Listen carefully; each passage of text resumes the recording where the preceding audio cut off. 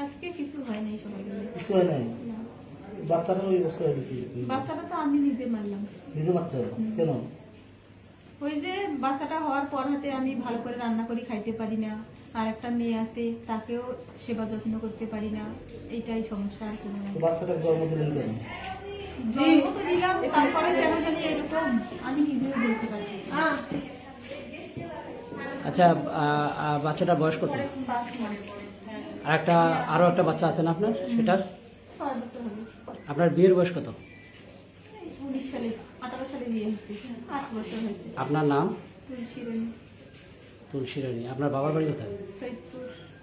শহীদপুর, চৌমোহনী। না, গ্রাম দলুয়া চৌধুরীপাড়া। আচ্ছা, আজকে সকালে এই ঘটনা ঘটেছে। আচ্ছা।